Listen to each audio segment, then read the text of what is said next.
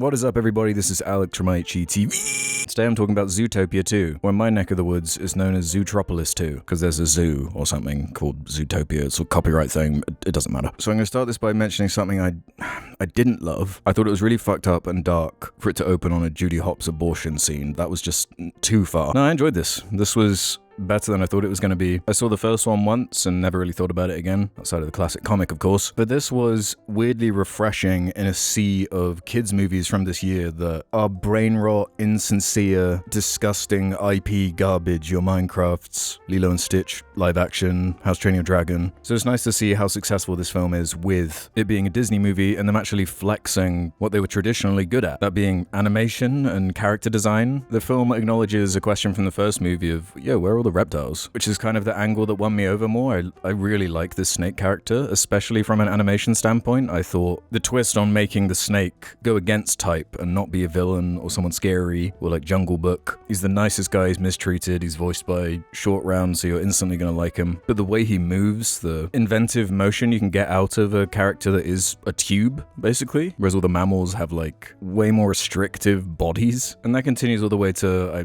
that saloon scene is great, with all the reptiles hiding out. This is a great character design. I like the gag of him running over the water. The gags found a good level for me. It wasn't corny or eye-rolly. The kids in my audience were absolutely loving it, squealing with laughter. It was kind of a joyous experience to be there in theater. The fan service between the main two characters is like out of control. There's this like insane sexual tension between them for the whole thing.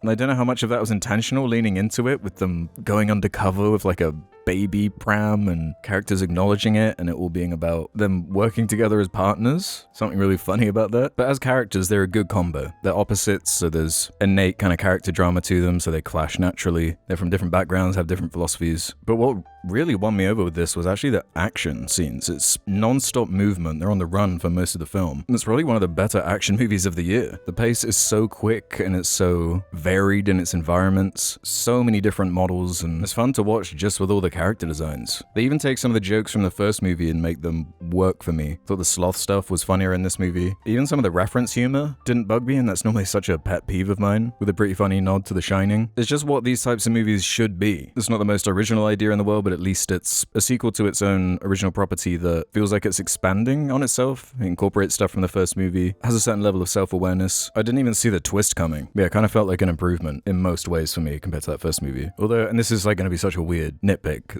the villainous Lynx characters, I kind of wish were mongooses. Mongai?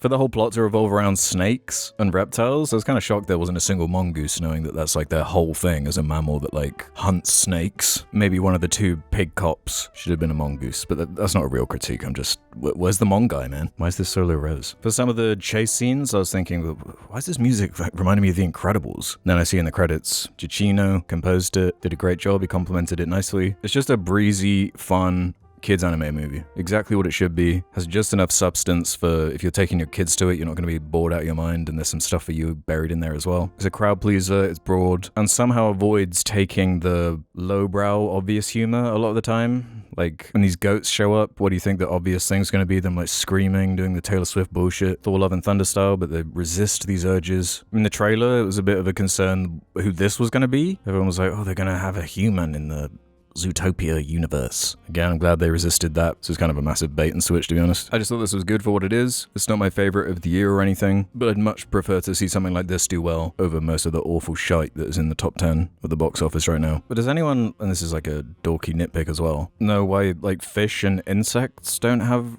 rights? They're not like anthropomorphized? Like worms and fish.